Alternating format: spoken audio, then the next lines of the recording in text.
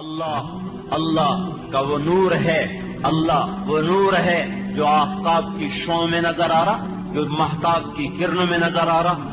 جو تاروں کی جھل ملاہٹ میں نظر آ رہا، وہ سر پر فلک سفید پوش چوٹیوں پہ نظر آ رہا، سبز پوش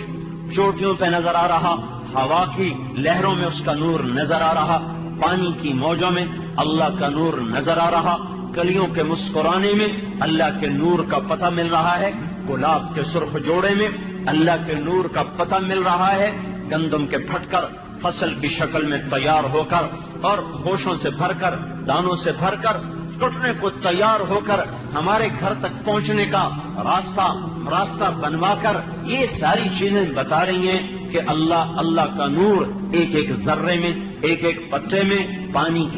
کے ایک ایک قطرے میں، ہوا کے ہر جھونکے میں اللہ کا نور جس سے نظر نہ آیا وہ سب سے بڑا اندھا، وہ سب سے بڑا جاہل، جس نے اللہ کے خاموش پیغام کو نہ سنا، جس نے ہواؤں کی سنسناہٹ کو سن کر اللہ کو نہ پہچانا، جس نے برستے بادلوں سے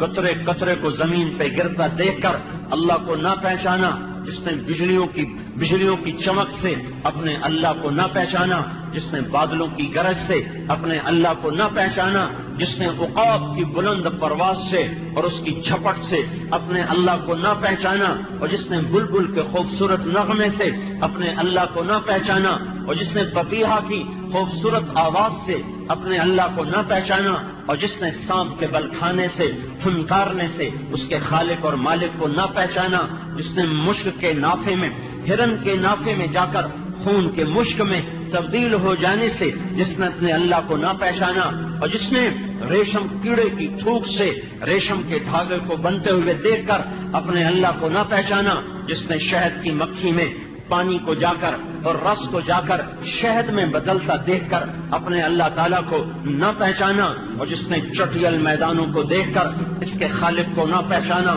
جس نے پہاڑی سلسلوں کو دیکھ کر اللہ کو نہ پہچانا، جس نے ہیرے اور زمرد، جوہر اور لال کو دیکھ کر، زمرد اور پکھراج اور یاقوت اور عقیق کے حسن و جمال کو دیکھ کر جس نے اللہ کو نہ پہچانا، جس نے صدف میں جانے والے پانی کے قطرات کو موتیوں میں بدلتا دیکھ کر پھر بھی جس نے اللہ کو نہ پہچانا، جس نے بے زبان، بے جان، درخت، لکڑی، خاموش، بے عقل، بے سمجھ، نا سمجھ، پر جو ہی اپریل، مارچ، فروری کا موسم آیا، آم نے آنکھیں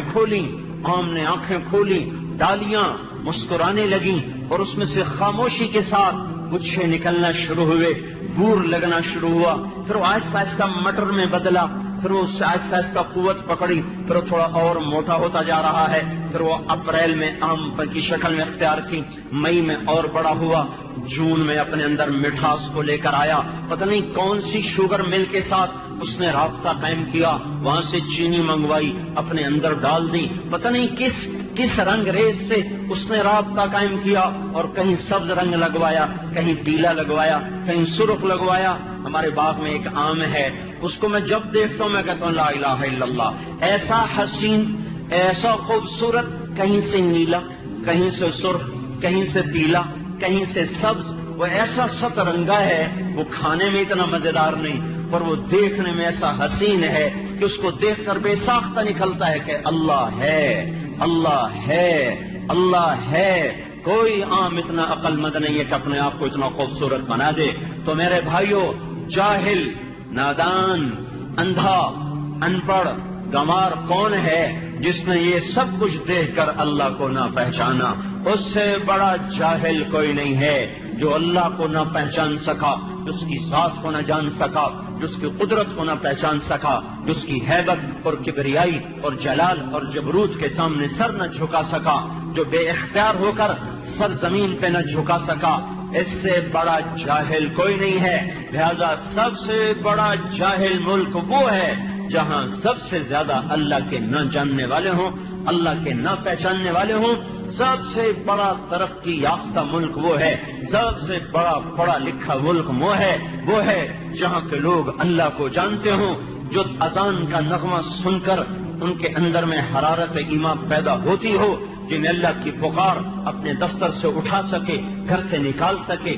چولہے سے ہٹا سکے، مل سے نکال سکے، فیکٹری سے نکال سکے، کروال سے نکال سکے، انجمن سے نکال سکے، بدم سے اٹھا سکے، نیند سے جگا سکے، وہ لوگ ہیں پڑھے لکھے، وہ لوگ ہیں سمجھدار جو اللہ کا پیغام سمجھتے ہیں۔ ایک چھوٹے سے افسر کا پیغام تو سمجھا، انگریزی کے چند جملوں کو سمجھا، کچھ سائنسی تعبیرات کو سمجھا، تو پی ایچ ڈی کی ڈگریاں لے کر علامہ کا خطاب پایا، نہ میرے اللہ کو سمجھا، نہ اللہ اکبر کو سمجھا، نہ اشہد ان لا الہ الا اللہ کو سمجھا، نہ اشہد ان محمد رسول اللہ کو سمجھا، نہ حی علی الصلاۃ کو سن کر کان پہ جوڑیں گی، نہ حی علی الفلاح کو سن کر طبیعت میں مستی آئی، نہ اللہ اکبر کی صدا پر کو وہ ہلا، نہ لا الہ الا اللہ پر اپنی جگہ سے اکھڑا۔ تو میرے اللہ کی قسم، اس سے بڑا جاہل دنیا میں کوئی نہیں، اس سے بڑا ان پڑھ دنیا میں کوئی نہیں، اس سے بڑا گنوار دنیا میں کوئی نہیں، جس سے اذان اٹھا نہ سکے، جس سے لا الہ الا اللہ بے قرار نہ کر سکے،